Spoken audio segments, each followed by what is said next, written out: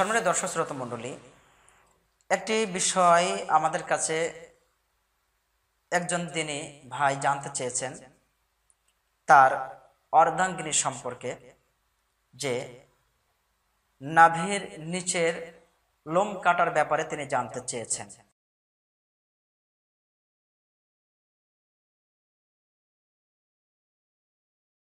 একজন মানুষের জীবনের যেখানে যেমন যা কিছু করার দরকার মুহাম্মদ সাল্লাল্লাহু আলাইহি সাল্লাম তিনি আমাদেরকে জানিয়ে গিয়েছেন।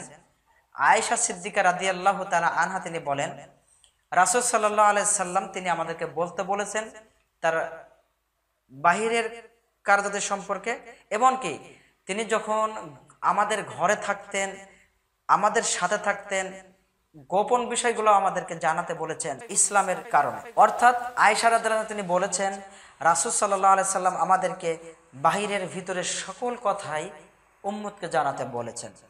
সুতরাং যেহেতু রাসূল সাল্লাল্লাহু আলাইহি সাল্লাম আমাদেরকে জানিয়ে গিয়েছেন, আমরাও সেটা জানাবো যে একজন বোন বা একজন ভাই তার জন্য 40 দিনের অতিরিক্ত যাতে না হয়ে যায়, এর মধ্যেই তাকে গুপ্তাঙ্গের পশম কাটতে হবে।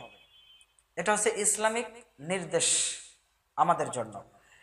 কিন্তু এই নাভির নিচের লোম কাটার ক্ষেত্রে দুইটা বিশাল ভুল করে থাকে অনেকেই, যেটা অনেকেই দেখা যাচ্ছে হয়তো কোনো জিনিস দিয়ে টেনে তোলার চেষ্টা করে, অথবা ধারালো নয় এমন কোনো জিনিস দিয়ে ওটাকে অপসারণ করার চেষ্টা করে, যেটা মোটেও ঠিক নয়। ধারালো জিনিস দিয়ে বা লোমনাশক জিনিস দিয়ে ওটাকে পরিষ্কার পরিচ্ছন্ন করা যেতে পারে।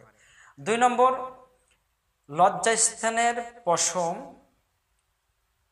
কখনোই অন্য কোনো মানুষ অর্থাৎ স্বামী স্ত্রী ছাড়া, অর্থাৎ স্বামী স্ত্রীরটা স্ত্রী স্বামীরটা পরিষ্কার করে দিতে পারেন, এতে কোনো বাধা নাই। কিন্তু একজন মহিলার জন্য বা একজন স্ত্রীর জন্য এটা কখনোই জায়েজ নয়, সম্পূর্ণরূপে হারাম অন্য কোনো মানুষের দ্বারা নিজের গুপ্তাঙ্গের লোম পরিষ্কার করে নেওয়া। আশা করি উত্তরটি বুঝতে পেরেছেন।